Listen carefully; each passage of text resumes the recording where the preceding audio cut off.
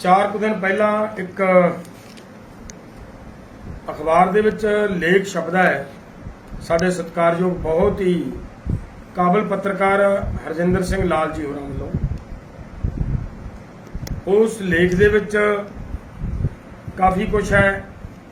मैनूं ऐ लग्या किते ना किते कि जिवें साडे सत्कारयोग वीर हरजिंदर सिंह लाल जी दी अपनी भाषा तो नहीं हो सकती, क्योंकि एक न्यूट्रल पत्रकार जो पत्रकारिता करता है तो वो एक सुभाव है, वो एक गल होंदी है कि वो अपने लफ्ज़ों के विच अपनी कलम के राही जिहड़ी गल कहनी चाह रहा है वो बिल्कुल न्यूट्रल होंदी है। ये न्यूट्रल पत्रकार की पहचान होंदी है, परख होंदी है, तो ये बड़े सत्कारयोग ने। पर इत्थे पता नहीं, मैनूं ये नहीं लग्या कि क्यों होया कि ठीक है उन्होंने कोई कह सकता है, किसी वालों ये गल आ सकती है कि आम आदमी पार्टी या कोई भी जिवें उन्होंने अपने लेख दे विच जिक्र किया कि दूसरा व्यक्ति राज सभा दे विच भेजण लई आम आदमी पार्टी जगजीत सिंह डल्लेवाल नूं चुन सकती है। ये किसी की गल हो सकता, किसी ने कही हो सकता है किसी ने विचार की होवे, पर मैनूं इस गल का यकीन है कि जिस तरह की सोच नूं लैके असीं चले हाँ, साडे बारे कोई सोच ही नहीं सकता कि BKU एकता सिद्धूपुर के किसी भी कारकुन नूं या किसी लीडर नूं, किसी आगू नूं कोई अजिहा लालच दे सके कि तैनूं असीं राज सभा मैंबर बना देने, तैनूं असीं राज सभा भेज देने। मेरा ख्याल है साडी जथेबंदी 'च ये गल नहीं हो सकती। क्यों नहीं हो सकती? क्योंकि साडा संविधान है। पता होना चाहिए कि जदों तो चोणां शुरू होईयां, मेरा ख्याल है सब तो ज़्यादा वीडियो, सब तो ज़्यादा इंटरव्यूआं दे विच मैं ये गल कही है कि साडी जथेबंदी का कोई मतलब नहीं चोणां नाल, और ये भी कहा कि चाहे किड्डा भी कोई नज़दीकी है तो किड्डा भी कोई दूरी वाला है, असीं राजनीतिक तौर पर किसी की सपोर्ट नहीं करते ते ना कीती है।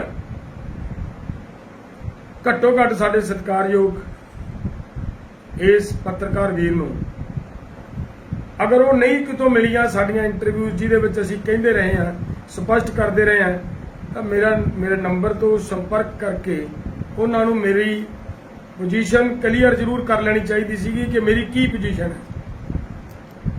चलो उन्होंने नहीं लग्या, उन्होंने नहीं वाजिब समझिया, क्योंकि पत्रकार लिखण लई आज़ाद होंदा है, जो मर्जी लिखे, ये उन्हां दी मर्जी है। लेकिन मैं पोजीशन क्लीयर करदा कि साडी जथेबंदी ना चापलूस सी, ना चापलूस है, ते ना आउण वाले समय दे विच चापलूसी करेगी।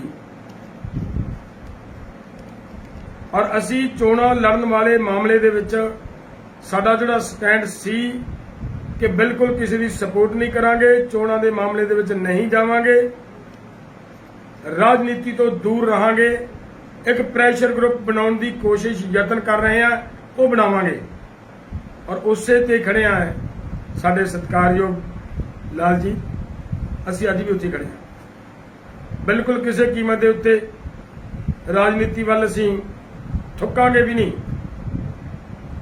ये तो बहुत वड्डी गल कहती तुसीं तां।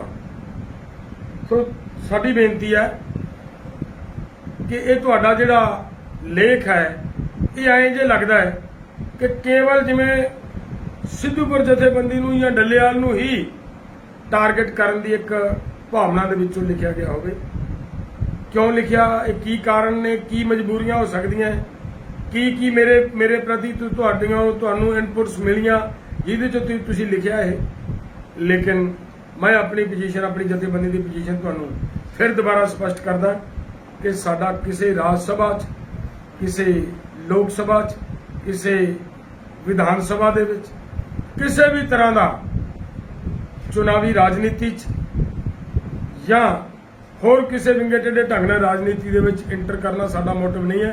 साडा मोटिव है एक वड्डा प्रैशर ग्रुप खड़ा करना, ताकि उस प्रैशर ग्रुप के थ्रू सरकारां नूं नत्थ मार के रखी जा सके। इस गल की लोड़ है।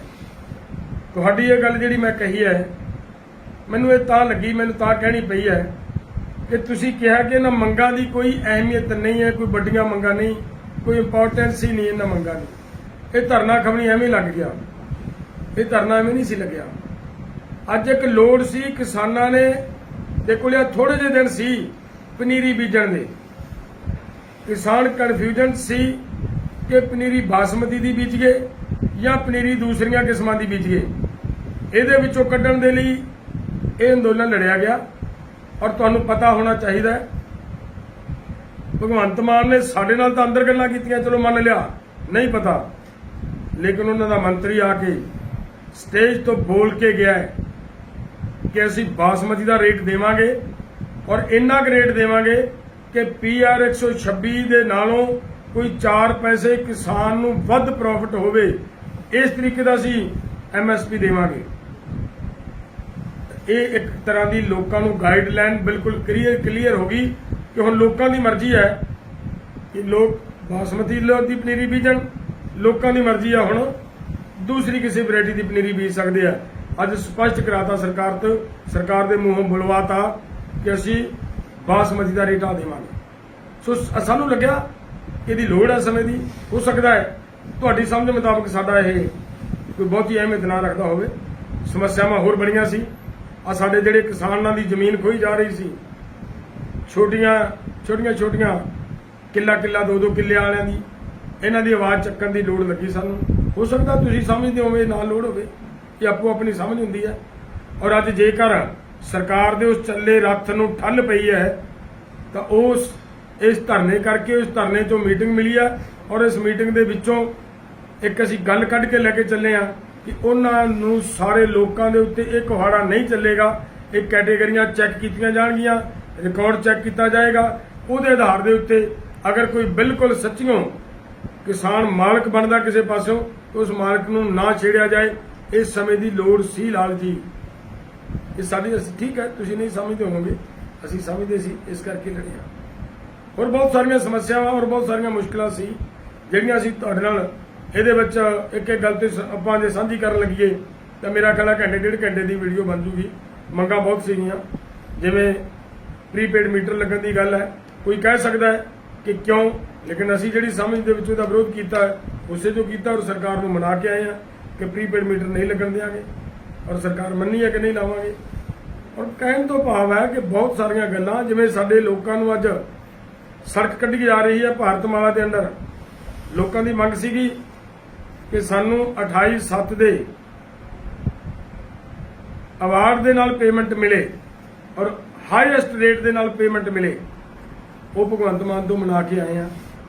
ਇਹ ਲੋਕਾਂ ਦੀ ਮੰਗ ਸੀ ਕਿਉਂਕਿ ਅੱਜ ਇਹ ਸੜਕ ਨਿਕਲ ਰਹੀ ਹੈ।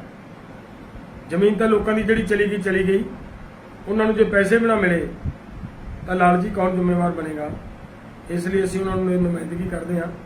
ਸਾਡੀ ਜ਼ਿੰਮੇਵਾਰੀ ਸਮਝੀ ਅਸੀਂ ਆਵਾਜ਼ ਚੱਕਣ ਵਾਸਤੇ ਗਏ ਸੀ। ਠੀਕ ਹੈ, ਤੁਹਾਨੂੰ ਲੱਗ ਸਕਦਾ ਕਿ ਅਸੀਂ ਕੋਈ ਮੁੱਦੇ ਨਹੀਂ ਸੀ, ਇਹ ਤੁਹਾਡੀ ਸਮਝ ਮੁਤਾਬਕ ਹੋ ਸਕਦੇ ਆ, ਲੇਕਿਨ ਸਾਡੀ ਸਮਝ ਮੁਤਾਬਕ ਇਹ ਸਾਰੇ ਮੁੱਦੇ ਸੀ। ਬਹੁਤ ਬਹੁਤ ਧੰਨਵਾਦ। ਵਾਹਿਗੁਰੂ ਜੀ ਕਾ ਖਾਲਸਾ, ਵਾਹਿਗੁਰੂ ਜੀ ਕੀ ਫਤਿਹ।